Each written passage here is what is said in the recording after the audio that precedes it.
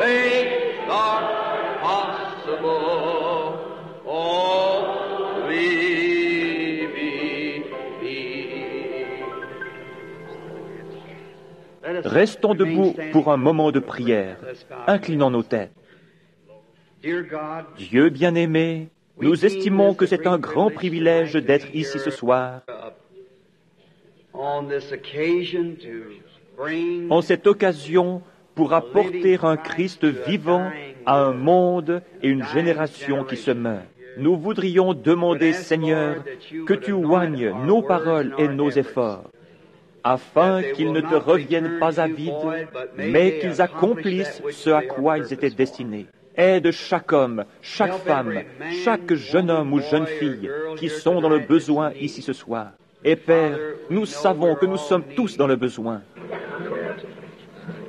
Et lorsque nous nous en irons ce soir, puissions-nous sentir dans notre cœur la même chose que ceux qui vinrent d'Emmaüs après qu'ils eurent reçu le témoignage de la résurrection de Christ, disant, notre cœur ne brûlait-il pas au-dedans de nous lorsqu'il nous parlait le long du chemin?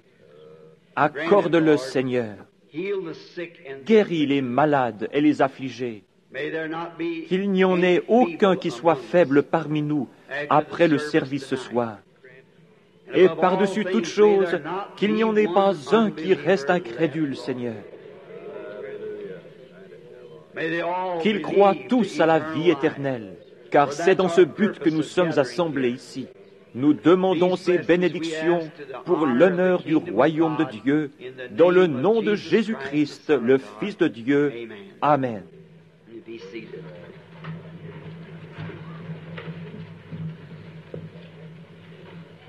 Vous pouvez vous asseoir. Il est bon de revenir ici ce soir. Je vois qu'il y en a quelques-uns debout là autour, et je pense que nous sommes maintenant en contact téléphonique avec différentes villes à travers le pays, San Francisco, Tucson et jusque dans l'Est. Nous leur adressons nos salutations par le moyen du téléphone. Nous sommes dans l'auditorium ici ce soir, et la totalité de l'auditorium est comble. Les allées et les murs sont pleins de gens debout. Nous comprenons que demain soir, nous essayerons d'ouvrir un autre côté ici, vers le gymnase, et avoir un plus grand auditorium qui pourra peut-être accueillir 2000 personnes de plus. Nous l'espérons ainsi pour demain soir, car si l'auditorium est rempli ce soir, le premier soir, eh bien nous croyons qu'il le sera plus encore demain soir. Et je vois qu'ils ont aussi placé des chaises d'appoint ce soir. Nous sommes dans de grandes attentes. D'abord de la venue du Seigneur Jésus, ensuite du salut des âmes perdues qui voudraient le recevoir ce soir et être prêtes pour sa venue lorsqu'il apparaîtra. Je désire donner des salutations spéciales et souhaiter la bienvenue à tous ces excellents hommes sur l'estrade qui, ai-je compris, sont des ministres pour la plupart. 200 ou plus se tiennent sur l'estrade et nous sommes certainement reconnaissants qu'ils soient ici. À vous tous, où que vous soyez dans les différentes parties du pays. Je me rends compte que quelques-uns ici viennent d'outre-mer. Ainsi, nous sommes reconnaissants que vous soyez ici à vous réjouir de cette communion avec nous, qui sommes dans l'attente de ce que Dieu va nous donner pendant cette réunion. Il semble que depuis le moment où j'ai pensé revenir pour ces quelques jours de réunion,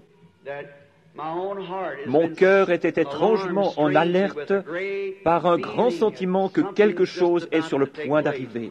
Je ne sais pas exactement ce que c'est, mais j'espère que c'est une glorieuse révélation de Dieu qui nous préparera et fera de nous de meilleurs citoyens de son royaume, alors que nous marchons dans ce monde obscur de péché et d'incrédulité.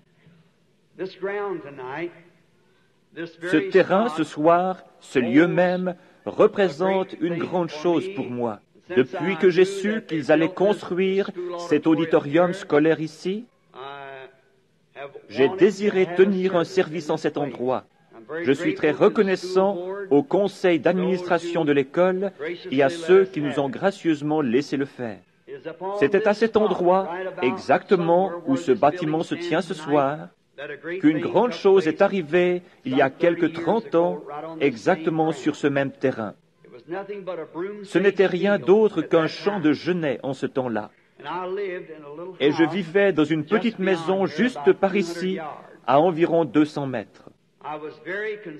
J'étais très inquiet à l'époque au sujet du salut de mon père et de ma mère, qui sont partis tous les deux ce soir. Et particulièrement ce jour-là, j'étais inquiet au sujet de mon père. Je me souviens, je dormais sous le porche. Il faisait chaud, c'était l'été. Je crois que ceci figure dans la brochure intitulée « Jésus-Christ, le même hier, aujourd'hui et éternellement ».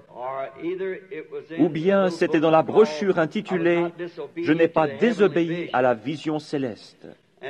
Et, étant étendu sous le porche, je fus soudain réveillé. Et un fardeau vint sur mon cœur pour mon père.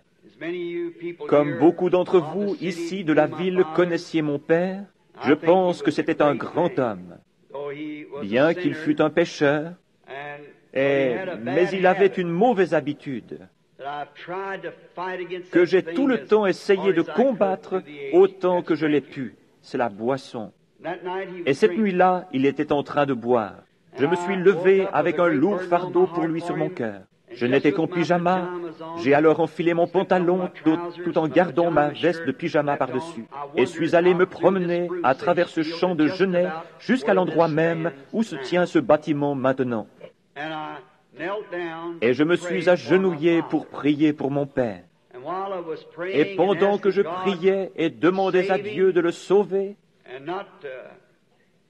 et de ne pas le laisser mourir pécheur, car je l'aimais, pendant que j'étais en prière, je me levais pour regarder vers l'est. Et j'eus une vision. Le Seigneur Jésus était là, se tenant juste au-dessus de moi. Beaucoup d'entre vous connaissez la vision. Maintenant, autant que je sache, je ne suis pas sujet aux illusions d'optique. Mais les visions sont réelles. Et le Seigneur Jésus se tenait là. C'était la première fois que je le voyais dans une vision de ce genre. Il était probablement à environ 3 mètres au-dessus de ma tête, se tenant en l'air, avançant un pied comme pour faire un pas. Il était habillé d'un vêtement blanc, avec une frange sur le pourtour. Ses cheveux descendaient sur ses épaules. Il ressemblait à l'homme que la Bible dit qu'il était, d'une trentaine d'années, mais quelqu'un de petit, frêle, très petit. Il paraissait ne pas peser plus de 60 kilos. Je regardais et je pensais qu'il y avait quelque chose qui n'allait peut-être pas. Aussi, je me frottais les yeux et regardais de nouveau. Et il se tenait comme de côté, de profil en quelque sorte. Et son visage ressemblait à celui que j'ai toujours vu en vision. Il était comme la tête de Christ à 30 ans d'Hoffman. C'est la raison pour laquelle je l'ai dans ma maison, dans mes livres, partout où je peux la mettre, parce que c'est comme cela qu'elle est la plus ressemblante, seulement il paraissait petit. Alors que je le regardais, je pensais, je ne suis certainement pas en train de regarder mon Seigneur là. Je me trouvais à peu près ici, je dirais, dans cette position, et peut-être exactement où se trouve ce pupitre ici maintenant. C'était quelque part dans le voisinage, dans un rayon de 35 à 45 mètres, pour autant que je puisse mesurer de l'endroit où je me tiens. Je regardais et il se tenait là. Et je me mordis le doigt pour savoir si je dormais. Vous savez comment vous... Il ne semblait pas qu'il pouvait en être ainsi. J'étais jeune dans le Seigneur alors. Je prêchais depuis 6 mois environ. Je me mordis le doigt. Je pris un genet et le brisai. Et beaucoup d'entre vous qui vivez dans le pays, vous connaissez ces petits cure-dents qui sont dans les genêts. Je commençais à mâcher cela. Et je dis, ce n'est pas possible, je suis en train de rêver. Voilà ma maison, il y a là papa, maman et les enfants. Voilà l'endroit où se trouvait la vieille mare de la maison de briques, où j'avais l'habitude de chasser le canard. C'était à environ 200 mètres. Et me voici là dans le champ. Il doit donc bien en être ainsi. Je donnais un coup de pied dans la terre, je tapais un peu du pied, je secouais la tête et me tordis les mains. Je regardais de nouveau, puis regardais ailleurs et regardais de nouveau, et il se tenait toujours là. Le vent commença à souffler, et je vis les genêts s'agiter. Et quand le vent commença à souffler, son vêtement s'agita, comme les vêtements pendus à un fil commencent à flotter au vent. Il se tenait là, et je le regardais. Je pensais si je pouvais simplement jeter un regard sur son visage. Il observait l'Est, Exactement de cette façon, il l'observait intensément. Je commençais à marcher autour de lui de manière à avoir une meilleure vue de son visage. Mais je ne pouvais toujours pas très bien le voir. Il avait ses mains devant lui, plutôt cachées de l'endroit où je me tenais. Je me mis à le contourner de nouveau. Je m'éclaircis la voix, quelque chose comme ça, je fis, pour voir si je pouvais attirer son attention. Mais il ne bougea pas du tout. Alors je pensais, peut-être vais-je l'appeler. Lorsque je dis « Jésus », il tourna la tête. Et tout en me regardant, il étendit ses bras.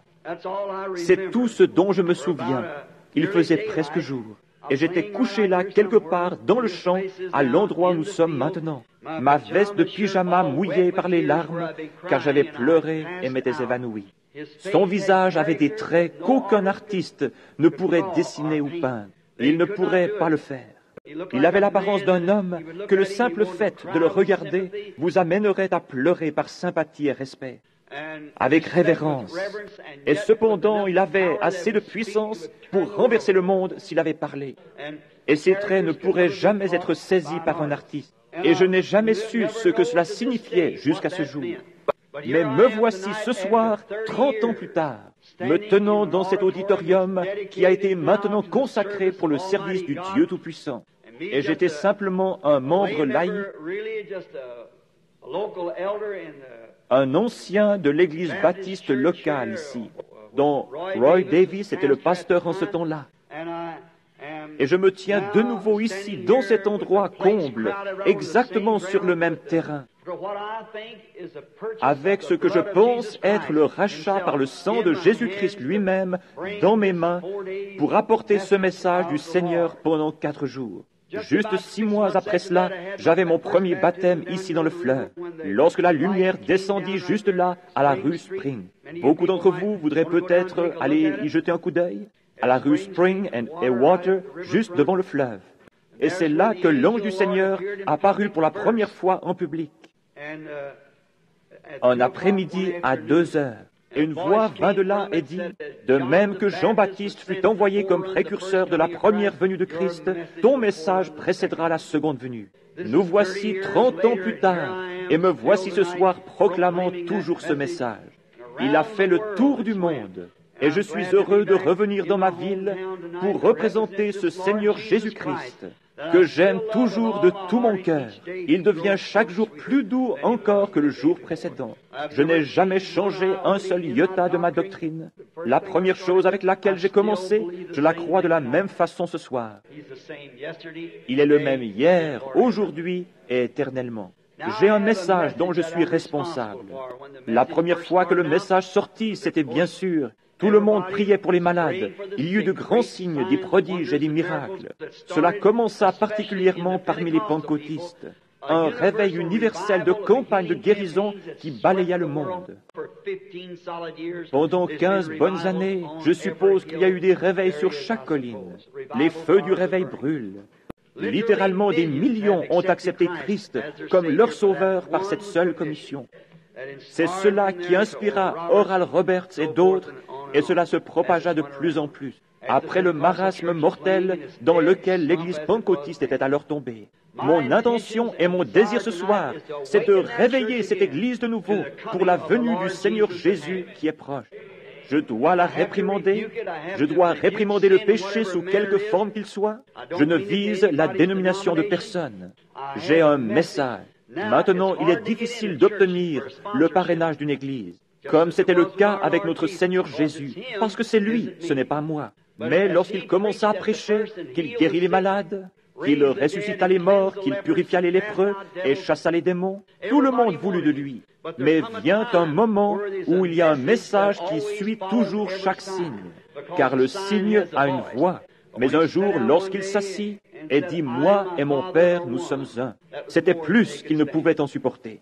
Il en fut également ainsi quand il dit « À moins que vous ne mangiez la chair du Fils de l'homme et que vous ne buviez son sang, vous n'avez pas de vie en vous. » Eh bien, les docteurs et les gens bien pensants devaient dire « Cet homme est un vampire humain, essayant de vous faire manger sa chair et boire son sang. » Il ne l'a jamais expliqué, il l'a simplement dit.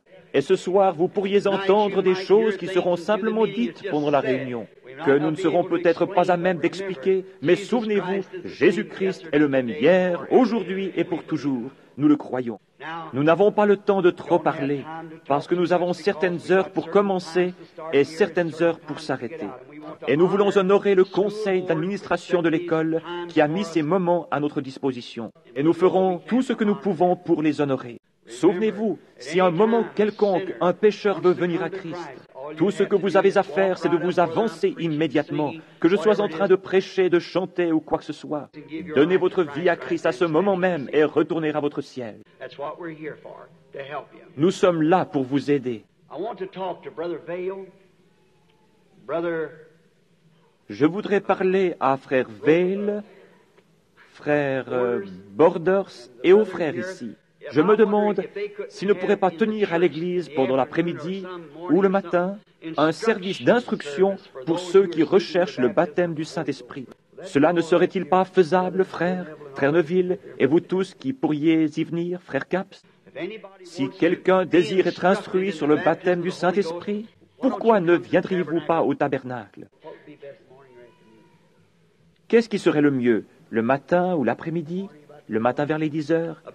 À 10 heures du matin. Si vous avez une question sur la doctrine, si vous avez une question sur le message, si vous voulez être, si l'on ne s'est jamais occupé de vous personnellement, et que vous vouliez que l'on prie pour vous, ou si vous désirez connaître quelque chose de ce genre, pourquoi ne passez-vous pas par là-bas à 10 heures du matin pour voir ces hommes? Il y en aura un ou plusieurs d'entre eux là-bas pour instruire, prier pour les malades, et répondre aux questions d'une manière personnelle. Venez simplement vers eux et ils seront heureux de vous aider par tous les moyens. Juste avant d'aborder la parole, nous désirons nous approcher à nouveau de l'auteur de la parole. Vous pourriez trop manger. Vous pourriez trop boire. Vous pourriez trop rire. Vous pourriez trop marcher. Mais vous ne prierez jamais trop. Je voudrais que les hommes prient en tout lieu en élevant des mains pures, sans doute ni colère.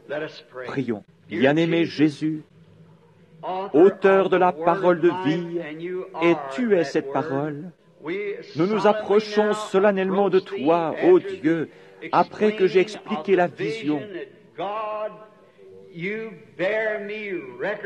dont tu m'as attesté la véracité. Seigneur Jésus, je prie que tu oignes les paroles ce soir pour que le son divin se fasse entendre à chaque oreille. Et s'il y en a ici ou qui écoutent à travers le pays,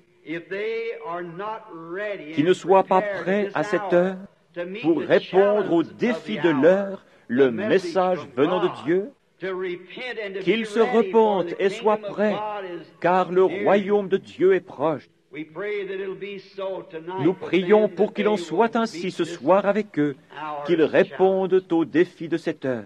Ô Dieu, je désire prier pour demander de l'aide, connaissant la responsabilité et ce que cela signifie, de devoir répondre au jour du jugement, de tout ce que j'aurais dit ici et partout ailleurs. Aide-moi à être tout à fait sincère, Seigneur, dans tout ce que je fais ou que je dis dans ta parole, afin qu'elle puisse porter du fruit. Car ta commission était que cette parole ne quitte pas ta bouche, mais médite-la jour et nuit, pour que tu prennes garde à faire tout ce qui est écrit dans la loi. Car alors tu feras réussir tes voies, et alors tu prospéreras.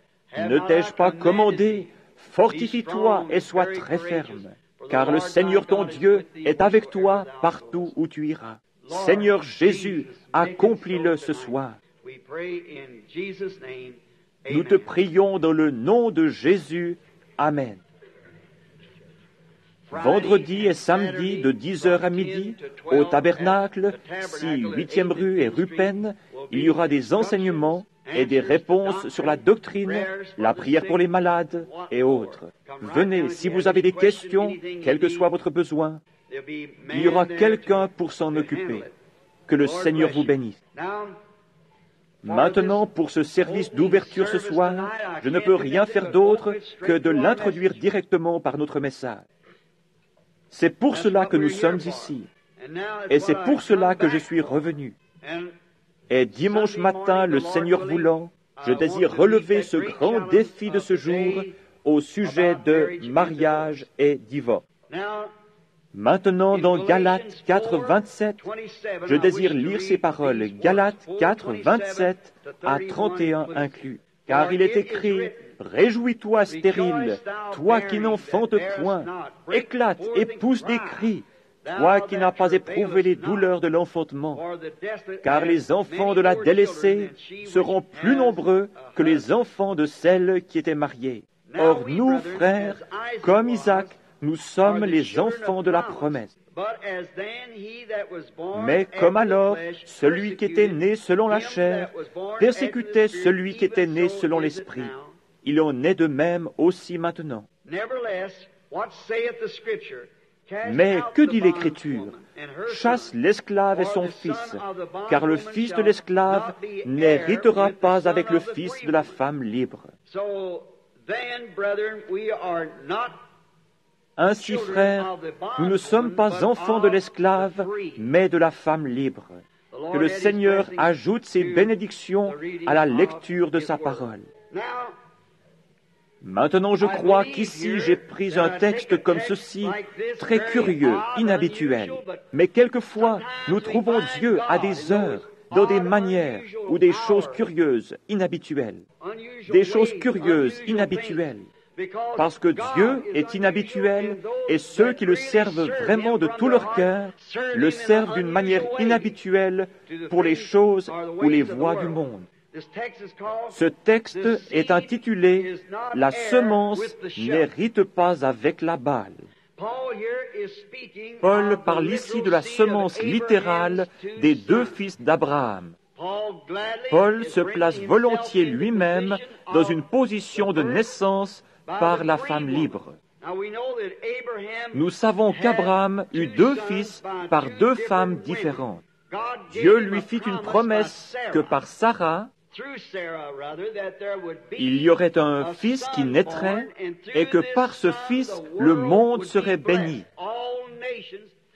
Toutes les nations seraient bénies par ce fils. Et on croit communément, particulièrement parmi les Juifs, que c'était Isaac. Mais ce n'est pas cela. Le fils promis d'Abraham, c'est Jésus. Et il provient de la semence royale promise d'Abraham. Mais Abraham eut deux fils, l'un par Agar, qui était la servante de sa femme, une jolie, ravissante servante égyptienne qu'Abraham avait prise là-bas en Égypte pour en faire la servante de sa femme. Et Sarah, pensant que Dieu ne serait pas capable d'accomplir sa promesse, dit à Abraham de prendre sa servante Agar et de se marier avec elle, la polygamie étant légale en ces jours-là, pour avoir l'enfant, que c'était de cette façon que Dieu l'avait prévu, qu'elle ne devait avoir l'enfant que par Agar. Mais nous découvrons qu'il n'en était pas ainsi. Nous comprenons aussi que Dieu est rendu parfait en trois. Dieu est rendu parfait en trois. La grâce est enceinte, l'accomplissement est en sept, comme le monde. Dieu est rendu parfait en Père, Fils et Saint-Esprit. C'est la perfection de la divinité. Le tout formant un Dieu en trois manifestations de trois attributs d'une fonction ou trois fonctions dans la seule divinité. Il y a aussi trois pas de la grâce pour la perfection de l'Église. Justification, sanctification, baptême du Saint-Esprit. Cela consiste en la nouvelle naissance, juste le type de la naissance naturelle. Lorsqu'une femme donne naissance à un enfant, la première chose qui vient, c'est l'eau, ensuite le sang, puis la vie. La Bible, dans la version anglaise, dit dans 1 Jean 5:7, je crois, ou 7:5, il y en a trois qui rendent témoignage dans le ciel, le Père, la parole, qui était le Fils, et le Saint-Esprit, ces trois sont un. Et il y en a trois qui rendent témoignage sur la terre, la parole, l'eau, le sang et l'esprit. L'eau, le sang et l'esprit. Ces trois s'accordent en un. Or, le Père, le Fils et le Saint-Esprit sont un. Vous ne pouvez pas avoir le Père sans avoir le Fils, vous ne pouvez pas avoir le Fils sans avoir le Saint-Esprit. Mais vous pouvez être justifié sans être sanctifié. Vous pouvez être sanctifié sans être rempli avec le Saint-Esprit. Nous avons prouvé que c'était dans l'ordre de la nature. Je peux paraître étrange à beaucoup parmi vous. Je suis sans instruction et je suis sûr que vous avez déjà compris. Mais j'enseigne en type, comme le naturel typifie le spirituel. Nous voyons qu'il y en a trois dans la perfection. Dieu est rendu parfait en trois. Et il y eut la perfection de la semence d'Abraham, qui fut Ismaël, Isaac, Jésus. Ismaël venant par l'esclave, Isaac venant par la femme libre, tous les deux par le sexe. Mais Christ, Jésus, vint par la Vierge, pas par le sexe. Voici cette semence, une semence, pas des semences, mais une seule semence. Les autres n'étaient pas la semence d'Abraham, parce que la semence d'Abraham fut sa semence de foi dont Dieu parla, pas sa semence naturelle. Parce qu'après que Sarah fut morte, Abraham se maria avec une autre femme et eut 7 fils sans compter les filles. Ainsi, ce n'étaient pas les semences d'Abraham, c'était la semence d'Abraham, une seule. Et c'était la semence de foi d'Abraham, annonçant la semence royale qui devait venir par la foi d'Abraham. Pas la vie naturelle d'Abraham, mais la vie spirituelle d'Abraham, qui prit tout ce qui était contraire à la parole de Dieu et le considéra comme n'existant pas. Il crut Dieu contre toute espérance, il crut dans l'espérance. Voilà la véritable semence dont nous parlons. Ici, cependant, nous avons une image. La semence commença, la semence de la promesse commença en doutant légèrement de la promesse originale. Voyez-vous comment elle commença bas en doutant de la promesse originale? Dieu promit à Abraham que par Sarah il aurait cet enfant. Mais observez, maintenant la première semence d'Abraham, par l'intermédiaire de l'esclave, vint à cause du fait que Sarah douta que ceci pourrait arriver, parce qu'elle était vieille et avait dépassé l'âge d'avoir un enfant. C'est ainsi que commence l'Église, c'est ainsi qu'elle commence toujours. Vous partez d'en bas, vous ne partez pas du sommet. Un homme qui essaierait de monter sur une échelle et qui essaierait d'aller d'abord en haut se casserait le cou. Vous devez commencer et construire jusqu'à ce point-là. Et nous trouvons ici la promesse de Dieu commençant à se manifester au travers d'un programme de Dieu interrompu à la suite d'un léger doute. C'est de la même façon que le péché commença dans le Jardin d'Éden. C'est ainsi que la mort vint par le péché. Lorsqu'une seule parole de Dieu fut mal interprétée ou mise en doute, vous ne pouvez pas mettre en doute ou mal placer une seule parole de Dieu qui est « Ainsi dit le Seigneur ». Que chaque parole soit ainsi. Et ici, Sarah, elle, à qui la promesse, Sarah étant une femme qui est un type de l'Église, douta du programme original de la parole promise de Dieu et dit, « Toi, Abraham, mon mari, prends avec toi cette belle servante, vis avec elle et sois un mari pour elle. Et Dieu donnera cette semence de la promesse à travers elle, et je prendrai l'enfant. » Vous voyez, le fait de contourner juste un petit iota changea le programme entier. Par conséquent, nous devons prendre chaque parole de Dieu comme étant « Ainsi dit le Seigneur ». Chaque parole de Dieu est vraie. Ici, la semence débuta alors par une promesse qui fut légèrement mise en doute. Isaac étant la semence de la femme libre à qui la promesse avait été faite, engendra, comme Paul essayait de l'expliquer ici dans Galates, il engendra la semence promise naturelle. Et il finit par dire ici que les enfants de la femme esclave ne peuvent hériter avec les enfants de la femme libre, parce qu'ils sont de deux catégories différentes. Et c'est vrai, l'incroyant ne peut pas hériter avec le croyant. Il n'y a aucun moyen du tout. C'est là qu'est le trouble aujourd'hui. Vous ne pouvez faire qu'un poulet dénominationnel croire avec un aigle. Vous ne pouvez simplement pas le faire. C'est là que le trouble vient. Vous devez croire chaque parole de Dieu. Vous n'héritez pas ensemble, pas plus que vous vous joindrez à lui. Vous ne pouvez le faire. Vous devez être un aigle ou un poulet. Il ne pouvait pas hériter avec Ismaël la semence de la femme esclave à cause du doute. Sarah douta de la parole de Dieu, que Dieu était capable de l'accomplir. Remarquez qu'Abraham, vous voyez sur quoi je construis pour dimanche matin, Abraham n'en douta pas. Sarah en douta. C'était elle. Ce ne fut pas Adam qui douta. C'est Ève qui douta. Ainsi donc, nous allons découvrir davantage de ces choses lorsque nous en parlerons dimanche matin. Le spirituel ne peut pas, ou le naturel ne peut pas non plus hériter avec le spirituel. Pas plus les enfants d'Ismaël ne peuvent hériter avec les enfants d'Isaac. Et pas plus le charnel ne peut hériter avec le spirituel. Église naturelle, Église spirituelle. Il y a une Église naturelle dont ces femmes-ci sont le type. Et il y a aussi une Église spirituelle. Ainsi l'Église naturelle et l'Église spirituelle ne peuvent hériter ensemble. Elles ont chacune un moment différent et distinct. Ce sont deux peuples séparés différents, sous deux alliances séparées différentes. C'est pourquoi l'enlèvement est différent et sera seulement pour la semence royale d'Abraham. Cela ne peut venir de la semence naturelle, charnelle de l'Église. Elle devra être la semence royale de la parole de Dieu à travers Abraham, la semence royale. C'est pourquoi l'enlèvement doit avoir lieu en premier. Parce que souvenez-vous, nous les vivants qui serons restés, nous ne devancerons pas ceux qui dorment. Car la trompette de Dieu sonnera, les morts en Christ ressusciteront premièrement. Nous, les vivants qui serons restés, nous serons enlevés ensemble avec eux et rencontrerons le Seigneur dans les airs.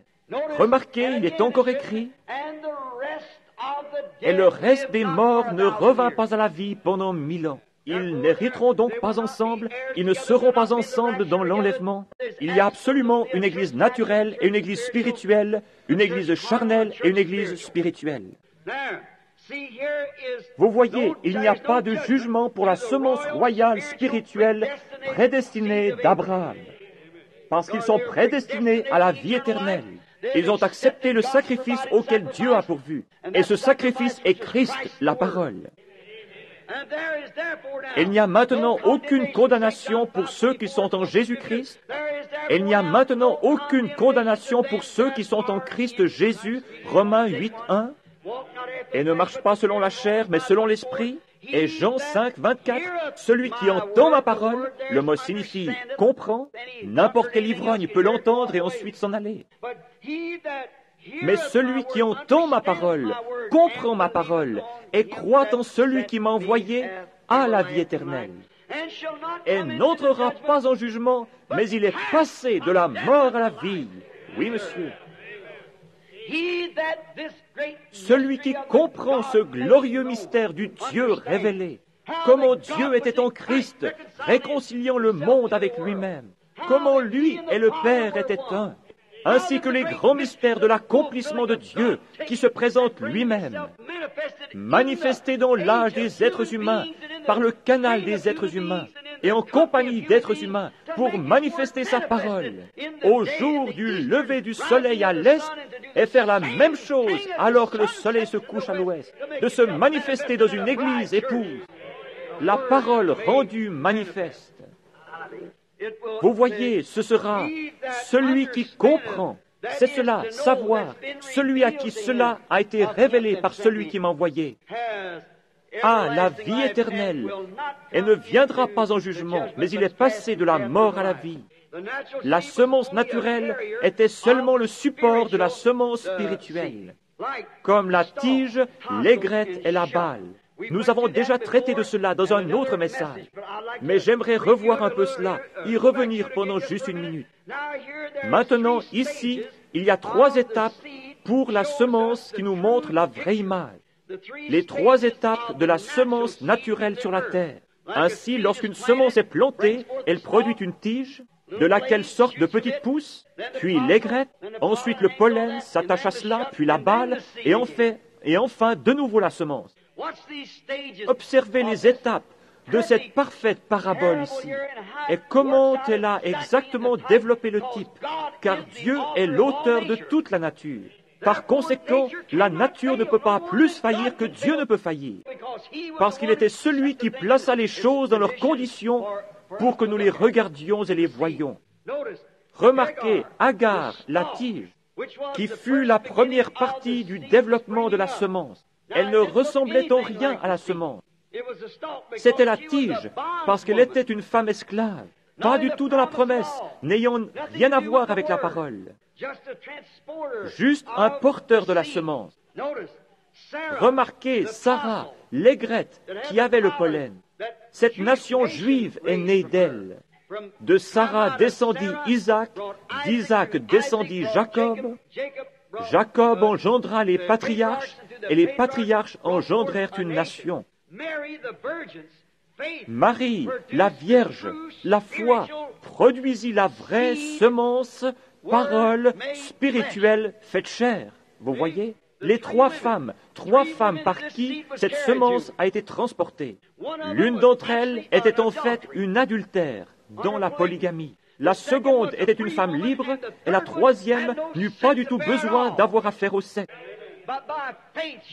Mais par la foi, elle crut la parole de Dieu. Agar, Sarah et Agar, c'étaient toutes les deux par le sexe. Mais Marie fut vierge par la puissance d'une parole promise de Dieu. C'est vrai. La tige, Agar, deux épouses ont douté de la promesse. Mais observez ce que cela a produit. Lorsque Agar, la seconde femme d'Abraham, qui n'était seulement qu'une concubine, mais elle produisit un homme. Mais quel genre d'homme était-il? La Bible dit qu'il était un homme sauvage. Il vécut de son arc, et nul homme ne put le vaincre.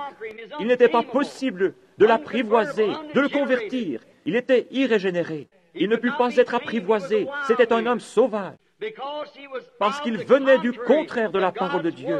Et tout ce qui est contraire, un prédicateur, un membre laïque, une église,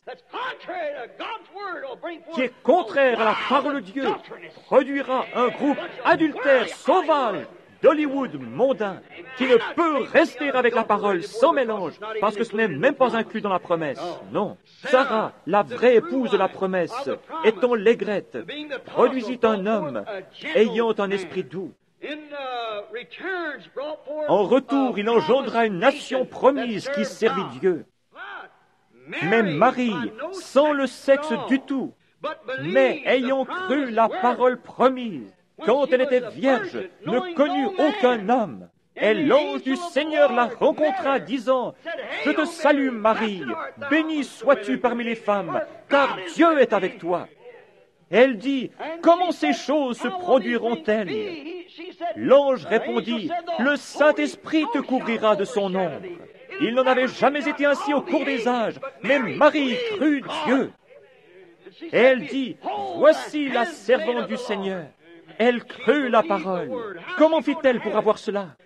Elle savait qu'Agar eut un bébé par un désir sexuel avec Abraham. Et Sarah eut un bébé par un désir sexuel avec Abraham.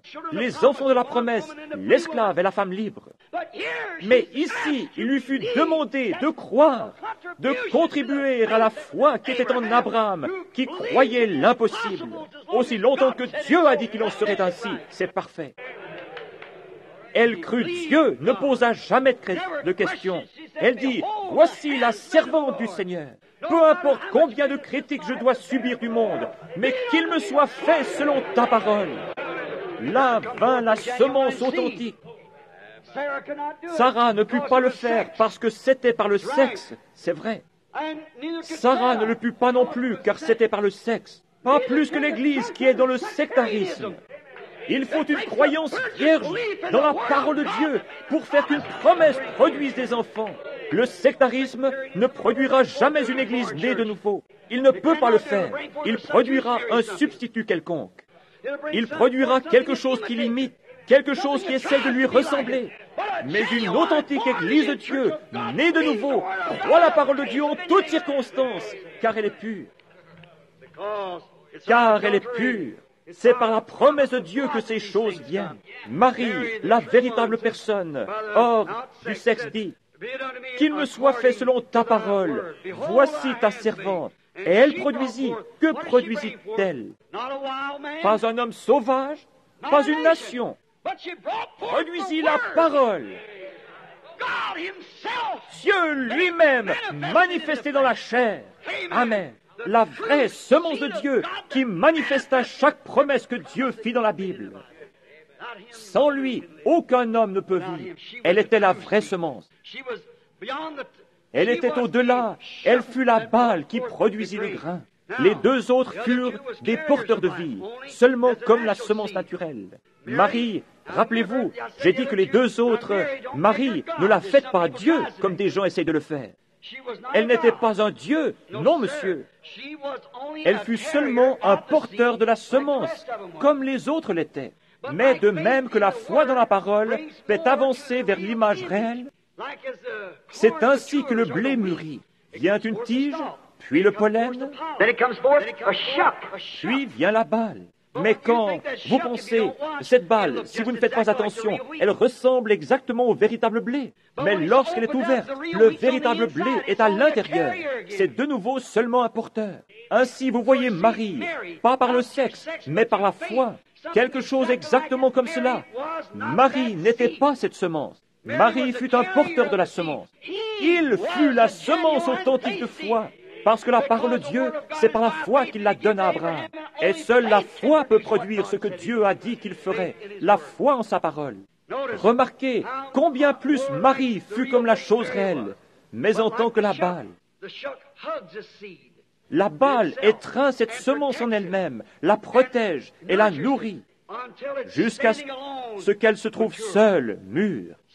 Ainsi ce troisième âge de l'Église de Pentecôte retint ce grain pour le faire mûrir, jusqu'à ce que ce fût le moment que la balle s'ouvre. Marie, étant la mère de Christ, fut juste un incubateur. Il n'avait pas le sang de Marie, il n'était pas de sang juif, il n'était pas de sang gentil, il était du sang de Dieu. Dieu créa ce sang. Ce ne pouvait pas être par le sexe. Il ne fut ni juif ni gentil. Le bébé n'a pas une seule goutte du sang de sa mère. Le sang vient du Père. Nous savons que l'hémoglobine est dans le mâle, comme pour les poulets. Ils peuvent avoir un œuf, une poule peut avoir un œuf, mais si elle n'est pas allée avec l'oiseau mâle, le coq, il n'éclora jamais. Il est non fertile, bien qu'il ressemble exactement à un véritable œuf fertile. Chaque élément paraît le même, mais il n'a pas la vie en lui. Il en est de même avec les gens qui confessent Christ. Beaucoup d'entre eux ressemblent à des chrétiens, essayent d'agir comme des chrétiens. Mais vous devez avoir Christ à l'intérieur de vous, ce qui est la parole manifestée. Sinon, cela ne vous fera pas devenir un vrai chrétien croyant en la Bible. Ce sera toujours quelque chose de dénominationnel. Il ne peut pas vivre parce qu'il n'y a pas de vie en lui pour vivre. Un œuf ne peut éclore, il pourrit là dans le nid si la poule n'est pas allée avec l'oiseau mâle. C'est juste comme les membres d'une église. Vous pouvez les pouponner, en faire des diacres et tout le reste, mais vous avez un nid plein d'œufs pourris tant qu'ils ne se sont pas accouplés au mâle, c'est vrai. La balle était un porteur, elle nourrissait la semence, c'est vrai. Alors voici la semence elle-même doit quitter la balle, ou la balle doit se retirer de la semence pour permettre à celle-ci de s'exposer au soleil et arriver à maturité. Nous voyons tout en type. Voyez ici, maintenant, combien elle est près, l'Église de ces derniers jours se met à ressembler à la semence elle-même. Regardez comme cette dénomination de Pentecôte qui s'est levée dans les derniers jours. Nous l'expliquerons un peu plus tard. Comme ils arrivent presque à ressembler exactement à la semence.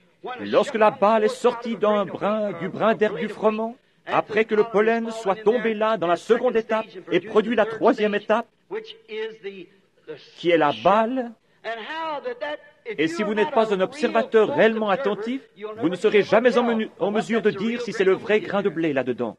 Quand ce premier petit grain arrive, il ressemble à un grain. Mais cueillez-le et ouvrez-le et vous découvrirez qu'il n'y a là pas de grain du tout. C'est simplement la balle, un porteur du grain. Or, le grain provient de cela. Mais souvenez-vous, il n'y a plus rien après cette balle. Souvenez-vous, il n'y eut plus nulle part de semence promise à travers une femme après Marie. Et il n'y a plus de dénomination promise après la Pentecôte. C'est l'épouse destinée à l'enlèvement qui sort de la semence. La parole manifestée de nouveau. Remarquez, voyez combien cela paraît proche.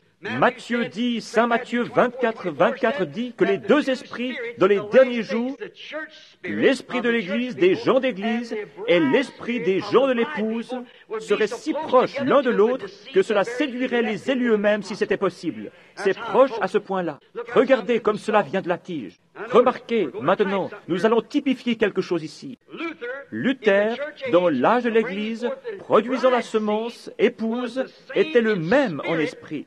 Juste un petit grain de semence sur lequel Luther se tint. C'était la justification par la foi. Il était le type même d'Agar, la tige. Remarquez, Wesley fut le type de Sarah, Philadelphie, l'âge de l'amour, qui apporta l'aigrette, qui, dans l'âge de Wesley, il y eut plus de missionnaires que nous n'en avons eu dans aucun autre âge. Le temps de John Wesley fut le grand âge missionnaire. Mais la Pentecôte représente Marie. Marie, la dernière étape. Or, elle n'était pas la semence. Cependant, la vie de la semence était en elle. Mais elle n'était pas encore arrivée à maturité. Je me sens très religieux. Elle n'était pas encore arrivée à maturité. Elle était là, mais elle n'était pas arrivée à maturité. Ainsi en est-il avec notre âge pentecôtiste dans lequel nous vivons. Il doit arriver une parole de Dieu qui est qui est non dénominationnelle, en dehors du domaine de cette dénomination. Luther s'est arrêté sur sa première parole. Le juste vivra par la foi. Wesley eut deux mots. La sanctification, la seconde œuvre de grâce bien déterminée. La Pentecôte eut la troisième parole, la restauration des dons. Mais la semence entière doit venir. Voyez comment, avec une seule parole, ils ont fait une dénomination, avec une autre parole et une autre parole. Mais il doit y avoir quelque chose qui ne peut servir à faire une dénomination. C'est la totalité de la vie qui est là-dedans, qui doit se manifester de nouveau dans une épouse. Il ne peut plus y avoir aucun âge de l'Église après ceci. Nous sommes à la fin, frères et sœurs. Nous y sommes, nous sommes arrivés. Grâce soit rendue à Dieu. Amen. Nous voyons maintenant que ces choses sont tout ce qu'il y a de plus vrai. Alors nous remarquons encore que si elle est l'aigrette, ou si Wesley est l'aigrette, alors la Pentecôte est la balle, ce qui est l'étape suivante de l'arrivée du grain. Mes frères, sœurs, la tige n'est pas le grain, l'aigrette ne l'est pas non plus, la balle n'est pas non plus le grain, bien qu'à chaque fois, en mûrissant, cela ressemble davantage au grain. La tige ne ressemble pas au grain. Ensuite, que vient-il? L'aigrette, un petit bulbe. Elle ressemble plus au grain que le grain d'herbe. Que vient-il après? La balle. Elle contient le grain, elle nourrit le grain. Regardons maintenant à la promesse que Dieu a faite à Abraham. Ta semence, parlant spirituellement, n'importe lequel d'entre nous sait cela. Il parlait de Christ et non d'Isaac, à travers sa semence de foi. Remarquez, la première vint par une esclave. Cela ne ressemblait en rien à la promesse. Dieu n'a pas besoin de revenir sur sa parole pour qui que ce soit. Dieu dit comment elle arriverait, et c'est de cette façon qu'elle viendra.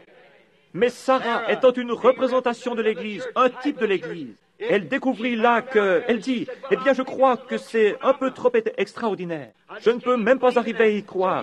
Ainsi, va prendre Agar et fais-en ta femme. Vous voyez là, cette tige-là ne ressemblait pas du tout à la promesse.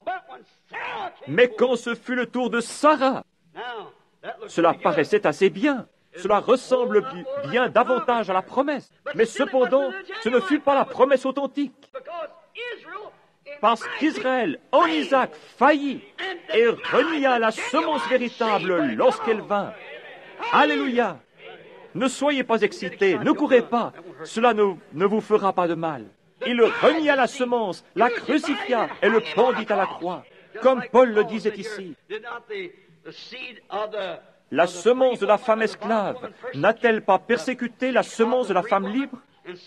Et ainsi la semence de la dénomination persécute le grain authentique.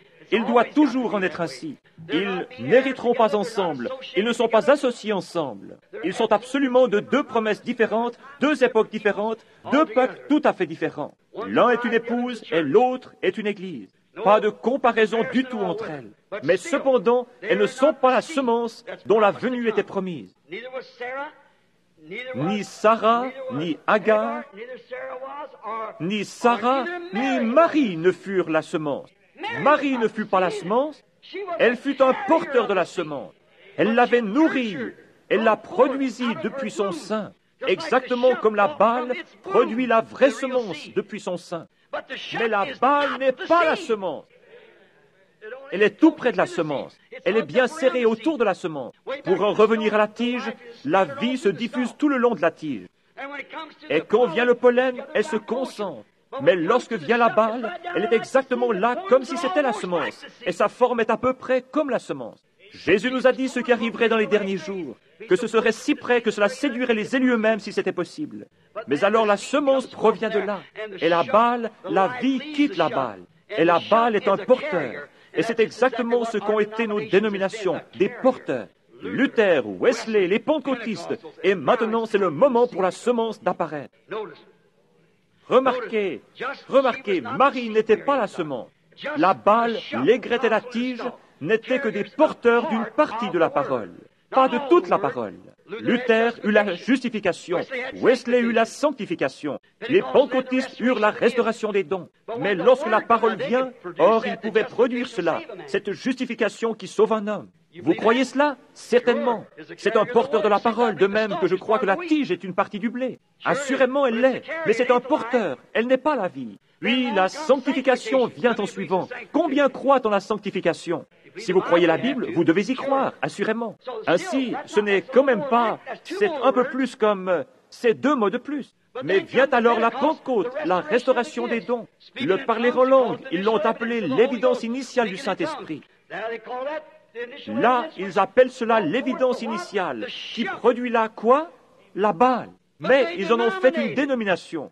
Mais quand vous commencez à dire « Moi et mon Père, nous sommes un » et ces autres choses, alors la balle se retire de cela. Mais la véritable Église épouse authentique apportera l'entière parole de Dieu dans sa plénitude et sa force, car il est le même hier, aujourd'hui et pour toujours. Notez que dans le sein de Marie, il y avait la semence. Mais lorsque la semence fut mise au monde, elle dit, « Je viens pour faire la volonté de celui qui m'a envoyé. Moi et mon Père, nous sommes un. Si je ne fais pas ses œuvres, ne croyez pas en moi. » Voilà la semence. Lequel d'entre vous peut m'accuser d'incrédulité? Ce que la Bible avait promis que je ferais, je l'ai fait. Dieu l'a confirmé à travers moi, dit-il. Qui peut me dire maintenant, la semence? Mais la semence en Marie, la balle était près d'être cela, mais elle ne l'était pas. C'était toujours dans son sein. Remarquez, dans l'âge pentecôtiste, à travers l'âge luthérien, à travers l'âge wesleyen, il y eut la même chose à travers cet âge pentecôtiste.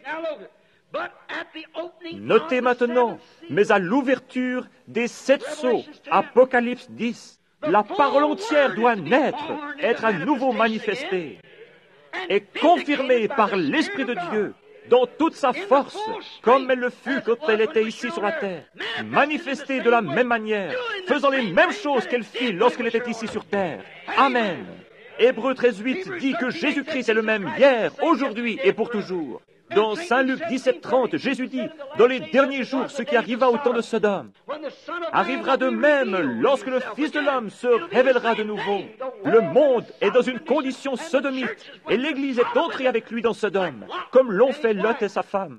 Et je dis qu'il y a une Église élue quelque part dans ce monde qui s'est retirée de ces choses et qui se tient à l'écart. Et la manifestation de Dieu a attiré son attention. Nous sommes dans les derniers jours. La balle a fait entrer sa force dans la semence. Elle est sortie et a continué. C'était de la bonne balle, mais elle a fait son temps. Vous voyez, c'est l'épouse parole de l'époux parole. La semence naturelle d'Abraham, Isaac et Jacob, ou plutôt la semence naturelle d'Ismaël, la semence naturelle d'Isaac, et ainsi de suite, devait aller dans le sol pour produire cette autre semence, produire Jésus. Et ces autres doivent faire ainsi.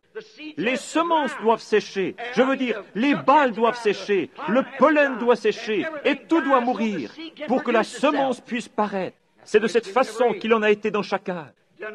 Les dénominations ont été des porteurs d'une partie de celle-ci. La parole en est une partie, car elle a été cachée aux sages réformateurs, scellée pour eux, jusqu'à l'âge où l'aigle est apparu.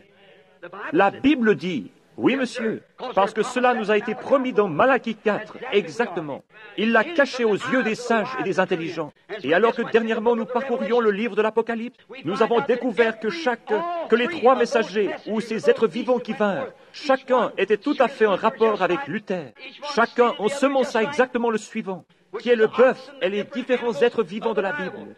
Cela passa par la justification, la sanctification, même jusqu'au pentecôtiste. Mais le quatrième fut un aigle. C'est vrai, et Dieu le suscita au cours de cet âge. Ainsi, il devait venir au cours de cet âge pour que ce fût correct. Oui, monsieur. La promesse de l'aigle de Malachie 4 étant accomplie. Jésus n'était pas de Marie, mais vint à travers Marie, comme la vie passe par la balle. Maintenant, beaucoup d'entre vous, chers frères ou sœurs catholiques, qui êtes ici ce soir, vous pensez peut-être que Marie était la mère de Dieu, comme vous le dites. Comment pouvait-elle être la mère de Dieu alors que Dieu n'a ni commencement ni fin? Si elle était sa mère, qui était le Père de Dieu? Il était son créateur, et elle n'était pas son créateur. Il se créa lui-même dans le sein de Marie, pas sa création à elle. Ce fut, il se créa lui-même. Il ne vint pas d'elle, mais elle vint de lui, c'est vrai. La Bible nous enseigne que toutes choses ont été faites par lui, et rien de ce qui a été fait n'a été fait autrement que par lui. Ainsi, comment aurait-il une mère alors qu'il était Dieu lui-même? Nous voyons ici maintenant la vraie révélation du vrai type. Il y eut 3 femmes porteuses de la semence naturelle jusqu'à ce qu'elles mûrissent en Jésus. Pourquoi Ismaël ne put l'être? Parce qu'il naquit, comme nous dirions aujourd'hui, hors du lit conjugal. Parce qu'il était le fils d'une femme esclave. Puis vint quelqu'un ressemblant un peu plus à Jésus, ce fut Isaac. Mais ce n'était pas encore cela, parce qu'il naquit par le sexe entre Sarah et Abraham. Mais en continuant vint Marie, qui, par la naissance virginale, produisit Jésus-Christ. C'est vrai. Dieu, la parole faite chair. Maintenant, regardez, il y eut 3 femmes. Il y eut 3 femmes en type ici, des églises. Les femmes typifient toujours des églises. Ce qui veut dire 3 âges dénominationnels, des porteurs, qui doivent aussi mourir et sécher, tout comme la balle, et ainsi de suite, pour préparer la place pour la semence. La semence ne peut mûrir tant que la balle, la tige et les feuilles ne sont pas toutes sèches. C'est vrai. Elle leur soutire toute la vie qu'elles ont. Amen. Cela, c'est tout ce que c'était plus. Sinon, elles ne peuvent mourir. C'est maintenant le temps de la semence ou le temps de l'épouse. Les balles sont mortes, les balles ont séché. Le temps de la parole vierge qui n'a pas été touchée, c'est une vierge. Souvenez-vous, un temps de la parole vierge. Si vous la mettez entre les mains d'une dénomination, il est certain qu'elle ne sera plus vierge. L'homme y aura touché avant que vous l'ayez. Mais l'Église de Dieu n'est pas touchée par la dénomination. Alléluia. C'est une parole de Dieu née d'une vierge qui est manifestée. Jésus-Christ le même hier, aujourd'hui et éternellement. Alléluia. Comme c'est merveilleux. J'aime cela. J'y crois. Je sais que c'est la vérité. Elle ne sera pas touchée. Il n'y aura pas de manipulation humaine, dénominationnelle, lors de la naissance virginale de l'épouse. Non, monsieur, elle a reçu l'ordre de Dieu de sortir de telles choses. Ne touchez pas à leurs choses impures. Ils deviennent des vautours. Cela me rappelle quelque chose. Alors que je venais de Phoenix l'autre jour, en retournant à Tucson après la réunion, l'Esprit de Dieu attira mon attention sur quelque chose. Alors que mon épouse et moi parlions en roulant, les enfants étaient endormis à l'arrière de la voiture car il se faisait tard. Il attira mon attention sur un faucon, et j'observais ce faucon un petit peu et je l'étudiais. C'est le type même de l'Église aujourd'hui. Maintenant, pour autant que nous le sachions, le faucon a perdu l'identification de sa création originale. C'est exact. Il était autrefois semblable à un aigle, son grand frère. Mais maintenant, il ne vole plus dans les cieux pour chasser sa manne céleste. Il s'est ramolli. Il ne vole plus dans les cieux. Il sautille sur le sol comme un vautour. Il se tient sur un poteau téléphonique et saute de ci, de là, à la recherche de lapins morts. Le faucon n'avait pas été fait pour cela. Non, il avait été fait pour être semblable à l'aigle. Maintenant, c'est exactement comme l'Église. Elle avait été faite pour être semblable à l'aigle. Elle devait avoir sa place dans les lieux célestes, mais au lieu de cela, elle s'est ramollie. Elle ne vole plus dans l'inconnu, dans le ciel. Non, monsieur, elle dépend de ces règles modernes d'adoption, d'éducation et de théologie de quelques dénominations humaines. Cherchons un tas de lapins morts à moitié pourris que quelqu'un d'autre a. C'est vrai. Sautillons sur le sol. C'est vrai. Un faucon. Voyez ce que cela signifie? L'aigle n'a pas changé du tout. Il reste un aigle. Un faucon ne s'élève plus dans les cieux pour attraper sa manne fraîche là-haut. Mais il dépend de ce qu'il peut trouver qui est déjà mort. Un faucon n'est pas censé rester là par terre. Mais observez un vieux faucon aujourd'hui. Suivez une route, vous verrez les fils téléphoniques couverts de faucons, attendant de trouver quelque chose qui était tué, quelque chose de pourri. Il fait comme s'il n'avait pas d'ailes suffisantes pour voler. Vous constaterez bientôt qu'il sera constamment sur le sol, maintenu à terre parce qu'il s'est ramolli. Il ne se sert plus de la force que Dieu lui avait donnée. Son identification particulière était de planer dans les cieux et d'observer de là-haut. Mais maintenant, il est descendu et ne peut même pas lever les yeux. Sa pensée est centrée sur des lapins morts, sur ce qu'il peut trouver sur la route, quelques moufettes, opossums ou quelque chose que quelqu'un aura écrasé. Il n'est pas un aigle, mais quelque chose lui ressemblant, exactement comme l'Église, dont l'alimentation pour l'éducation et ainsi de suite est tributaire d'une nourriture morte il y a bien des années du temps de Luther, Wesley et des pentecôtistes. Elle regarde en arrière vers des credos humains au lieu de voler dans les lieux célestes de la parole, où toutes choses sont possibles à ceux qui croient. Il a pris les habitudes des buts. Ces choses mortes furent laissées pour les vautours, le monde. L'éducation et les choses comme cela ont été laissées pour le monde, pas pour l'Église. Il est si ramolli qu'il n'est plus vigoureux. Il ne peut plus s'élever dans les rues de lieux célestes, où toutes choses sont possibles à ceux qui croient. Il reste assis et dit, « Eh bien, docteur Untel dit que ma dénomination ne le croit pas de cette façon. Oh, vous, faucon perverti! Vous avez peur de prendre position sur les promesses de Dieu. Vous dites, eh bien, le temps des miracles est passé. Vous êtes mou. Vous avez peur d'utiliser vos ailes et de voler là-bas. Êtes-vous devenu trop mou pour une réunion de prière? En êtes-vous arrivé au point d'être effrayé de rester plus de 10 minutes à l'hôtel? Vous sautillez comme un vautour qui mange de la charogne morte sur le sol. Oui, monsieur. Le faucon est trop mou pour pouvoir encore supporter le rude au-delà. Il saute comme un vautour et mange de la nourriture de vautour. C'est ce que c'est vrai. À tel point qu'il commence à ressembler à un vautour. Il agit comme un vautour. Il n'a plus rien d'un faucon. Il est plus vautour que faucon. Un faucon est censé planer, non pas se tenir sur un poteau télégraphique et guetter un lapin mort pour ensuite aller là-bas, sauter de ci de là sur la route comme un vautour, voyez-vous? C'est à peu près la façon de faire de l'Église aujourd'hui. À quoi bon monter là-haut et voler alentour lorsque je peux avoir des lapins ici? Mais ils sont morts, ils sont pourris, ils sont contaminés. Autrefois, ils étaient bons. Ainsi en était-il de la doctrine des luthériens, de Wesley et des pentecôtistes. Pourquoi mangez-vous comme un vautour? Il y avait de la manne fraîche qui tombait des lieux célestes chaque nuit pour les enfants d'Israël alors qu'ils voyageaient. Tout ce qui était laissé était contaminé. Nous avions l'habitude de dire dans notre endroit, c'est plein de vermine. Il y a trop de vermine dans nos expériences aujourd'hui. Nos religions sont basées sur ce que quelqu'un d'autre a dit, et que la promesse est pour un autre âge. Un homme va me voir il n'y a pas longtemps, un prédicateur baptiste. Il vint chez moi et me dit, « Vous savez, je veux simplement vous corriger sur quelque chose. » Je lui répondis, « Sur quoi ?» Il dit, « Vous essayez d'enseigner dans cet âge une doctrine apostolique. L'âge apostolique est terminé. » Je répondis, « Quand ?» Je vous dirai lorsqu'il a commencé et vous me direz quand il s'est arrêté. Vous croyez la parole? Il me dit, je la crois. Je dis, très bien. Maintenant, vous croyez que l'âge apostolique a commencé le jour de la Pentecôte? Il répondit, je le crois. Je dis, alors celui qui parlait, l'apôtre Pierre, dit ces paroles. Et souvenez-vous, Jésus a dit, celui qui retranchera un mot de ceci, ou qui ajoutera un mot, sa part sera retranchée du livre de vie. C'est un prédicateur, c'est pour un prédicateur ou quiconque a son nom dans le livre. Je dis, Pierre a dit, repentez-vous chacun d'entre vous, et soyez baptisés dans le nom de Jésus-Christ pour la rémission des péchés. Et vous recevrez le don du Saint-Esprit, car la promesse est pour vous, pour vos enfants, et pour ceux qui sont au loin, en aussi grand nombre que le Seigneur notre Dieu les appellera. Quand alors se termina-t-il?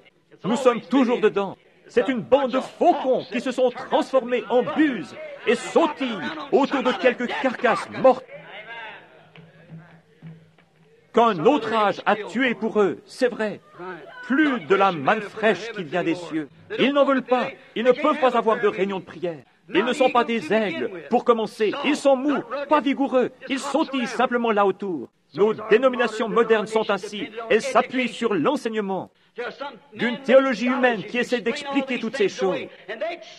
Et ils acceptent cela. Ils ne veulent pas prendre la parole qui dit que Jésus-Christ est le même hier, aujourd'hui et éternellement. Ils ne veulent pas prendre Malachie 4. Et ils ne veulent pas prendre toutes les autres promesses concernant ce jour-ci. Et qui disent combien l'âge de l'Église, comme le prophète a dit, il y aura de la lumière au temps du soir.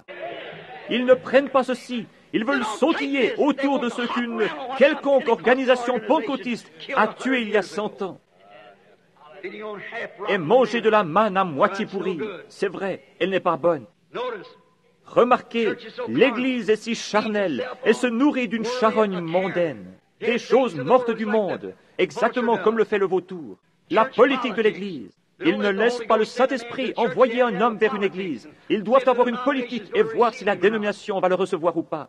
C'est vrai, ils aiment le monde, ils s'habillent comme le monde, ils ressemblent au monde, ils agissent comme le monde, ils sont des vautours comme le monde, ils sont paresseux, mous, font des compromis.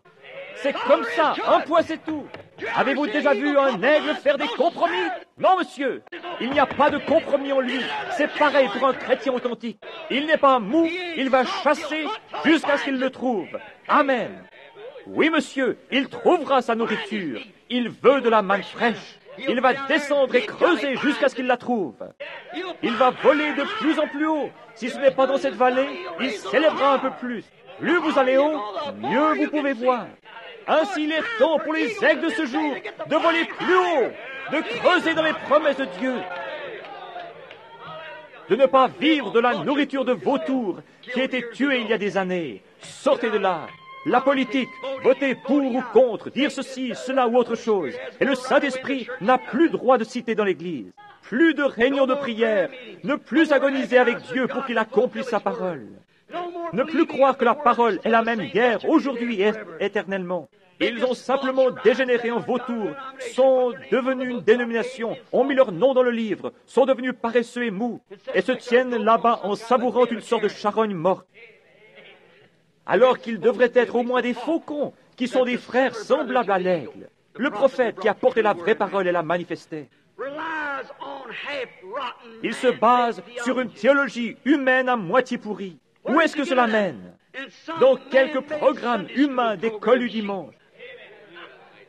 Qu'un enseignant a tué pour eux là-bas dans un séminaire, leur disant que le temps des miracles est passé, le baptême du Saint-Esprit n'existe pas, tout ceci est de la bêtise. Vous voulez me dire qu'un aigle mangerait cela? Il ne le pourrait pas. Non, monsieur. Pas plus qu'un chrétien ne mangera de cette charogne morte des vieilles doctrines dénominationnelles. Il veut la parole de Dieu fraîche, la promesse pour l'heure. Dieu promit des lapins au temps de Luther. Il promit d'autres choses au temps des autres. Mais maintenant, il nous a promis un repas complet. Le menu complet en 7 plats. car tous les 7 sceaux sont ouverts, et tout est prêt pour la parole de Dieu, pour ceux qui peuvent recevoir. Des faucons qui sautillent comme des buses. Oh là là! Pensez à cela, combien l'heure est critique. Autant le faucon a perdu depuis longtemps son identification de faucon,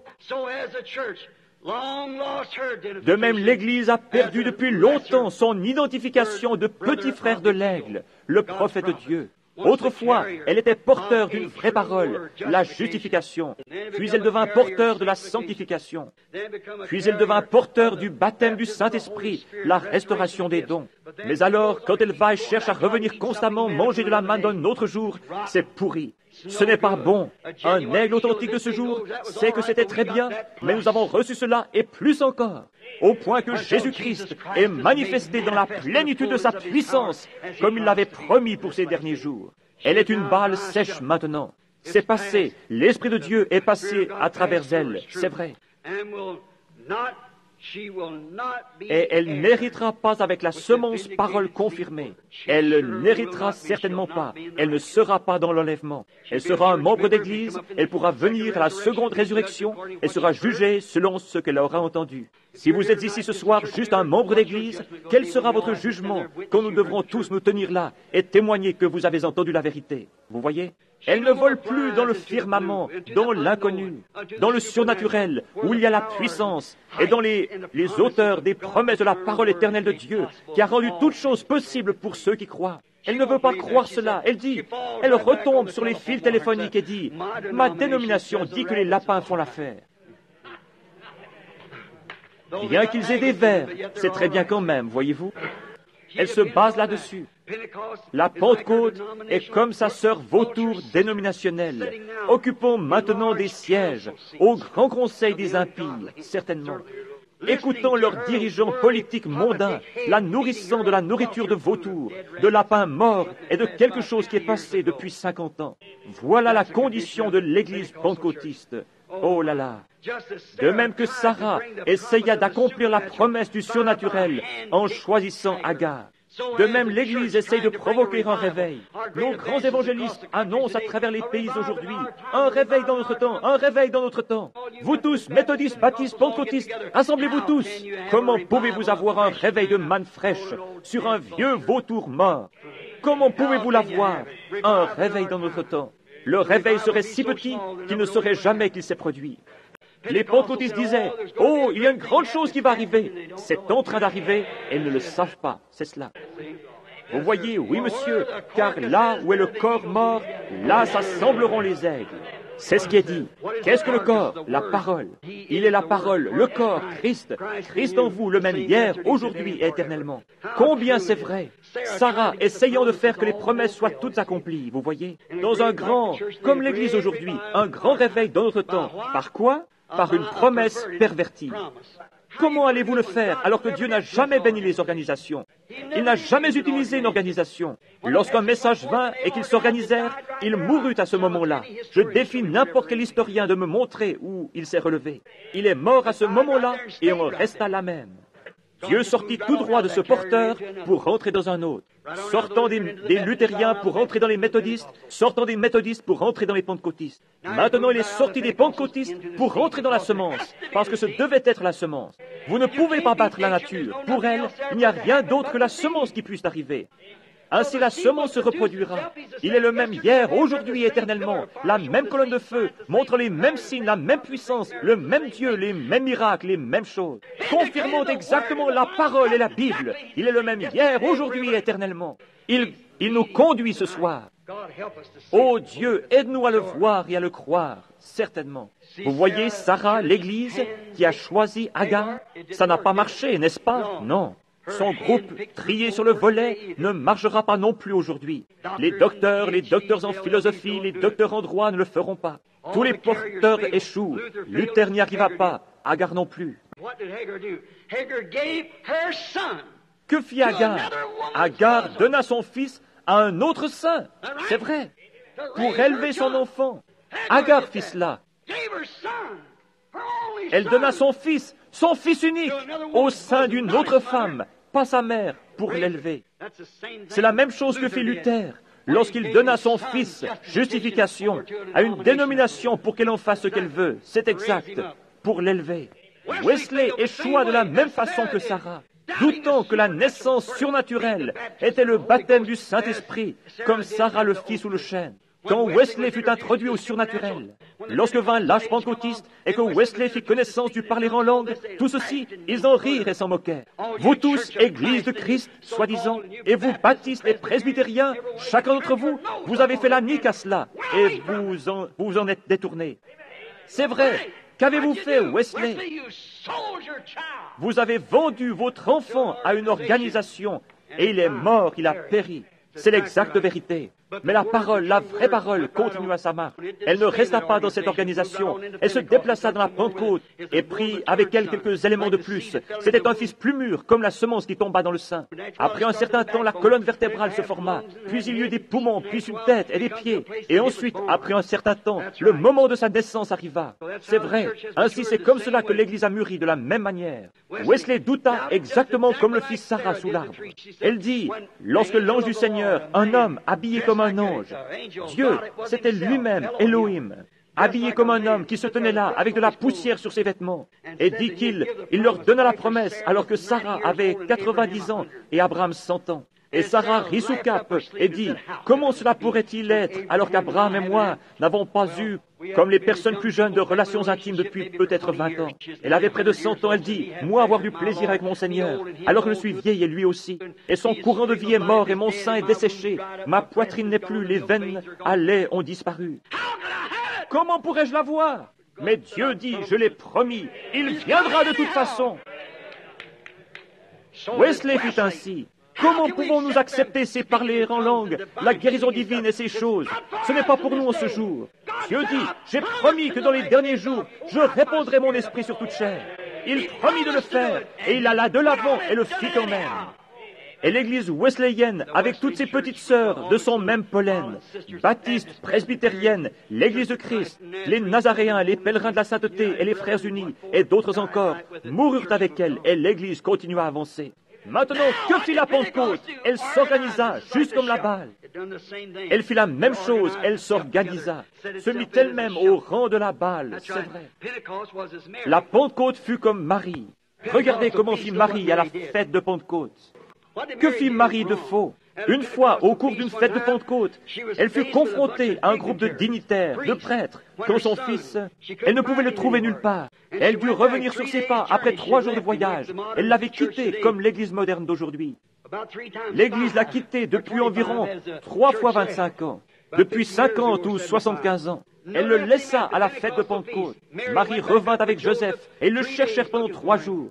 Elle l'avait cherché sans pouvoir le trouver, mais finalement elle le trouva. Où le trouva-t-elle? Elle le trouva dans le temple, discutant de la parole de Dieu avec les prêtres. Et juste devant ces prêtres, ces dignitaires, Marie laissa tomber le rideau. Elle fit exactement la chose qu'elle n'aurait pas dû faire. Vous l'appelez Dieu, la mère de Dieu? Une mère devrait avoir plus de sagesse que son fils. Elle dit, ton père et moi t'avons recherché nuit et jour avec larmes. Ton père et moi, prétendant que la naissance n'était pas surnaturelle, que Joseph était le père de Jésus. Elle reniait la naissance surnaturelle. La Pentecôte prit le parler en langue. Ils renièrent la naissance de la parole. C'est exactement ce qu'ils ont fait. Ils en prendront une partie, mais laisseront le reste. La Pentecôte a renié la naissance de la parole, comme Marie l'a fait. Mais observez, il n'y aura plus d'organisation après ceci. Observez, la parole elle-même, âgée seulement de 12 ans, simplement une toute petite chose qui se trouvait dans la balle. Il dit, ne sais-tu pas que je dois m'occuper des affaires de mon Père? La parole corrigeait l'Église, la même. Pourquoi fais-tu toutes ces choses? Tu sais que tu ne peux pas faire ceci. Nous fermerons nos portes. Nous ne te laisserons pas entrer. Car ne savez-vous pas que je dois m'occuper des affaires de mon Père? Certainement, le vrai charme surnaturel. Elle prétendit simplement qu'il était le fils de Joseph, un simple homme. Ou, comme le fit la Pentecôte, qu'il était un parmi 3. Oh, je sais que cela blesse. Un entre 3, mais il était tous les 3 en un. Mais les pentecôtistes, oh oui, il est le Fils du Père, du Saint-Esprit. Oh là là. Mais la véritable parole parle sans détour et dit, il n'y en a pas trois, il n'y en a qu'un. Vous ne connaissez pas la parole de Dieu. Cela n'en fait pas trois, mais un.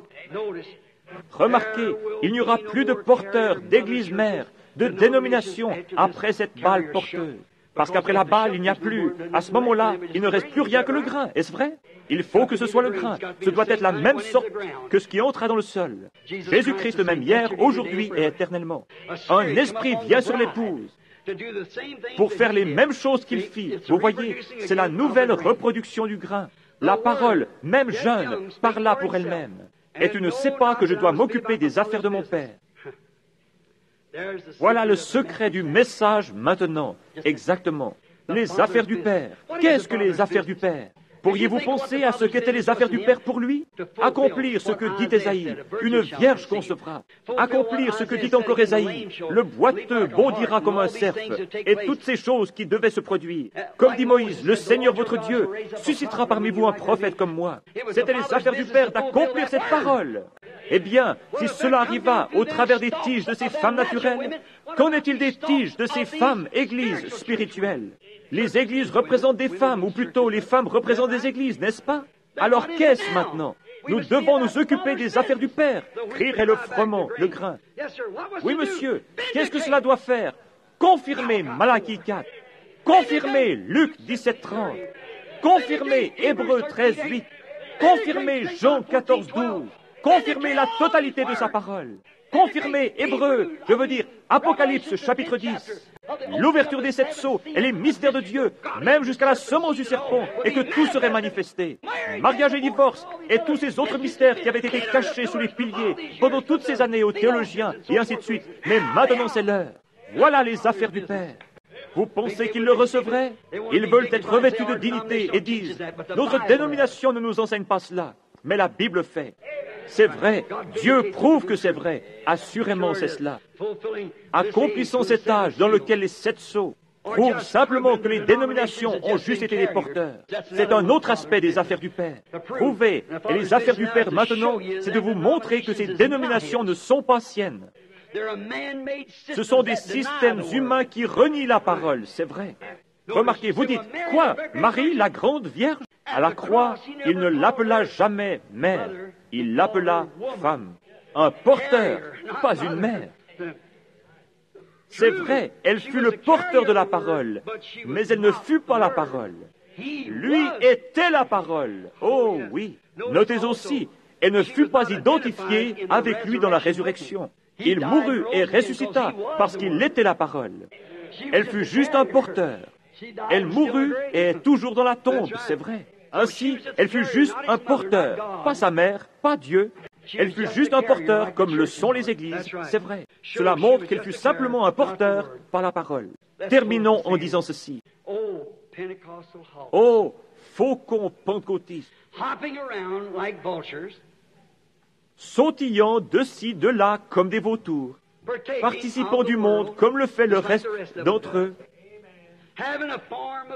ayant une forme de piété suffisamment pour séduire les élus eux-mêmes si possible, mais reniant ceux qui ont fait la force, comme le prophète le dit ici, un parfait exemple de ce que la parole de Dieu prédit pour les derniers jours, une église de l'âge de Laodicée, nue, aveugle, misérable, pauvre, malheureuse, et ne le sachant pas, prétendant qu'elle est grande et riche, n'ayant besoin de rien, et ne sachant pas qu'elle a été changée d'un faucon, un frère semblable au prophète, pour préserver l'intégrité de la parole de Dieu. Elle a été changée en vautour, nourrissant ces gens de lapins ecclésiastiques morts. C'est l'exacte vérité. Réveillez-vous! Oh là là! Comment pouvez-vous vous attendre à être identifié ou à hériter avec les aigles? Quand il y a de telles choses dans cette grandeur où l'enlèvement est proche. Ô chrétiens, ô croyants, si vous avez été un croyant partiel, continuez à assister aux réunions pour un peu de temps, le voulez-vous? Je crois que nous avons quelque chose ici que le Seigneur désire vous faire connaître. Il est tard, je ne peux pas aller plus loin. Je dois m'arrêter et peut-être finir demain soir. Mais regardez, inclinons la tête juste un moment.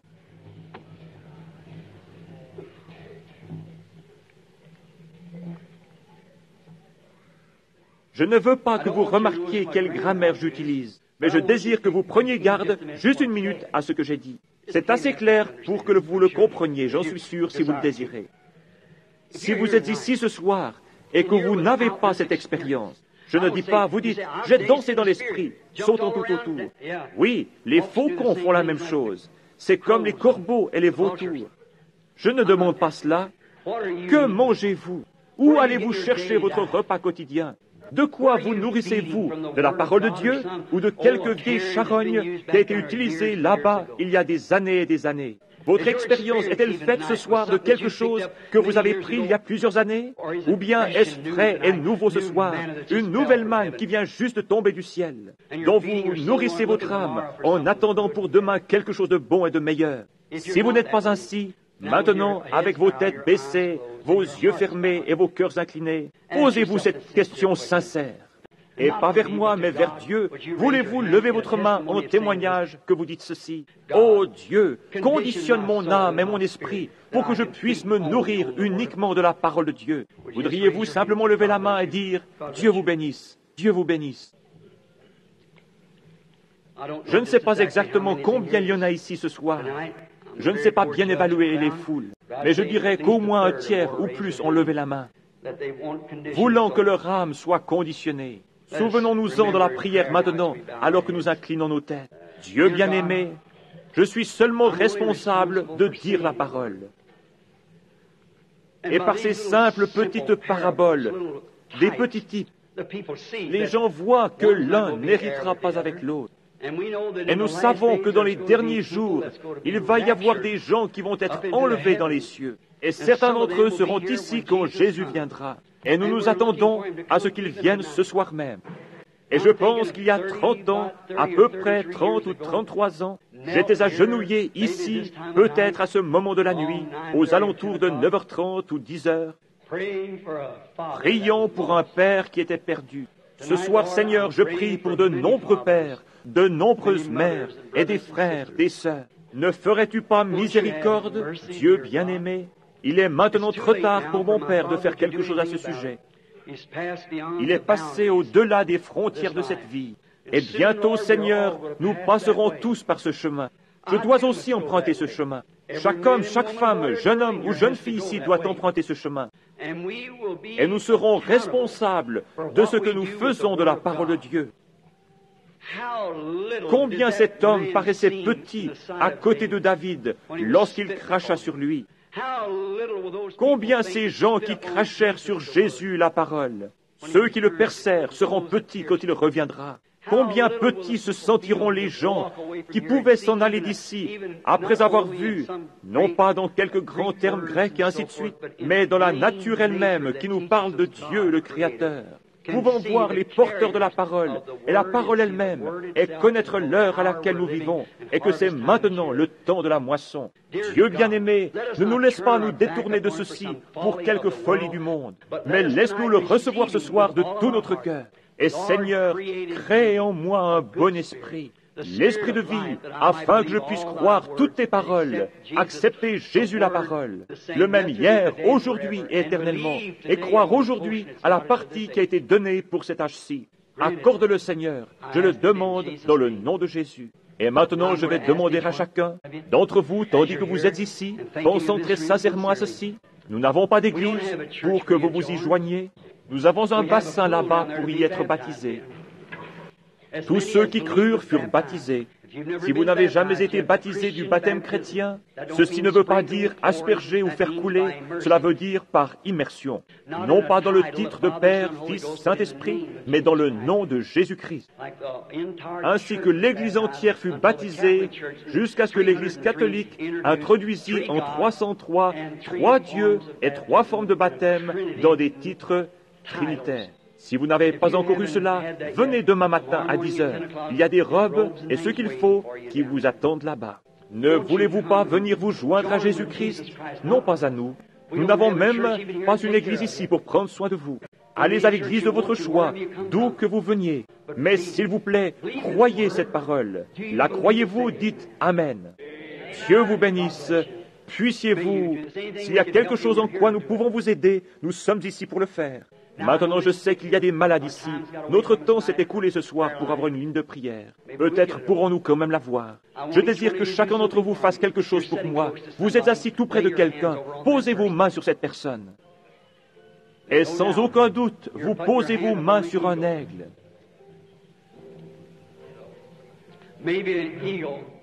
Peut-être un aigle qui avait mangé de la nourriture de vautour quelque part, et on est dégoûté. Ils n'en veulent plus. Ils veulent en sortir. Ils en sont dégoûtés et en ont assez. Ils sont ici ce soir et voient ce que les aigles peuvent réellement manger. La parole, et avoir un Christ vivant parmi eux, se montrant vivant, le même hier, aujourd'hui, éternellement. Ils ne veulent pas hériter avec la balle. Elle doit être brûlée. Toute la paille doit être brûlée. La moissonneuse vient pour battre le blé et le séparer. Vous voulez être du blé. Il y en a quelques-uns d'entre eux qui sont malades, physiquement malades. Je désire que vous priez, vous, aigle. Priez pour votre frère, votre sœur, aigle, là, alors que je prie pour vous ici. Puisse l'Esprit de Dieu venir sur vous. Souvenez-vous, je vous donne la nourriture de l'aigle, la promesse de Dieu. Il appelle ses prophètes des aigles. Il s'appelle lui-même un aigle. Il est l'aigle Jéhovah. Et pendant que vous avez vos mains posées sur quelqu'un, priez pour lui.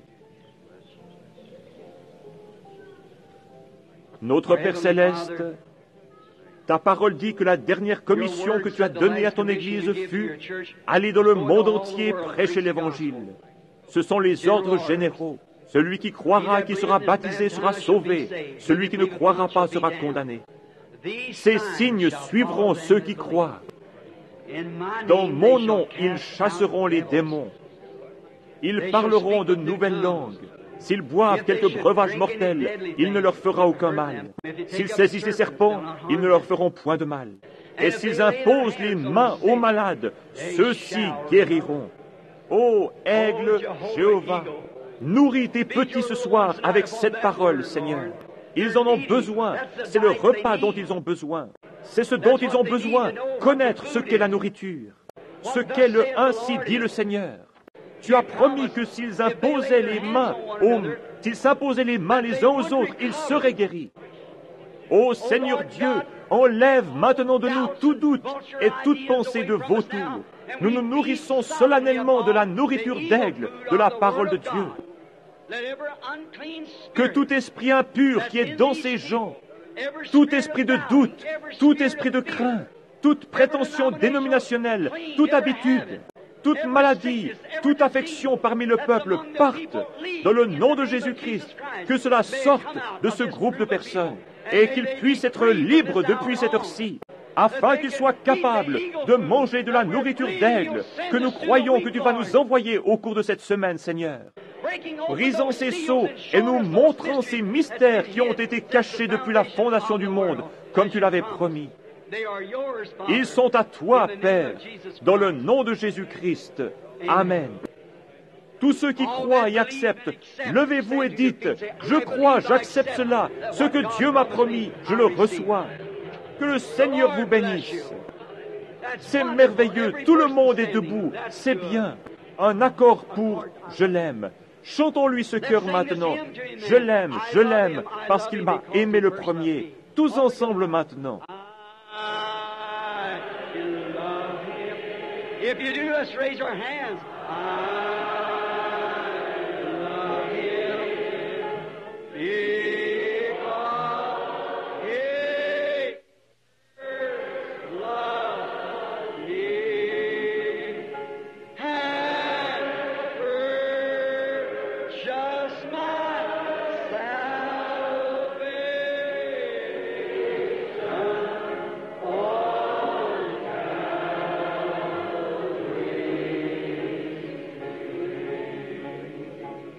on Oh, n'est-il pas merveilleux? Serrons-nous la main l'un l'autre. Frère aigle, tournez-vous simplement. Sœur, serrez-vous la main alors que nous chantons. I love him.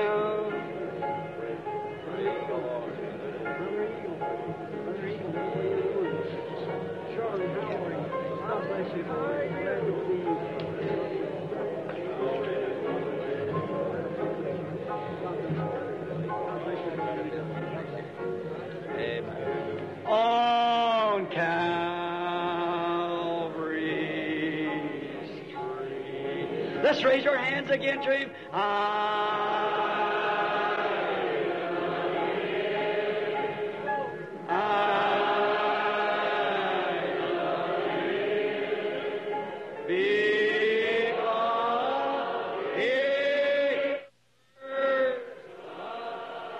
And He made the eagle. Just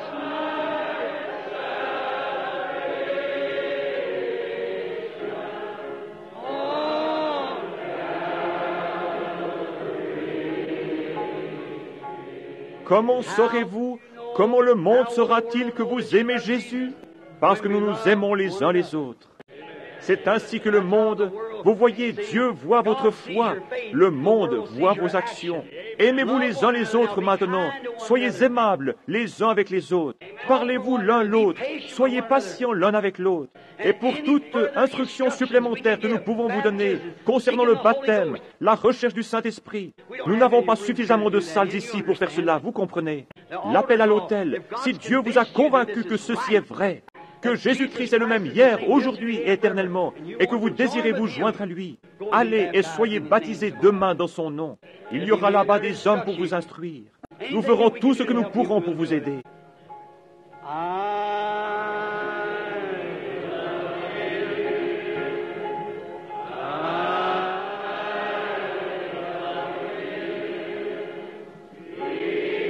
You on the telephones now.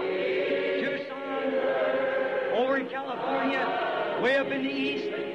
Raise your hands way out in the... Praise Him. Just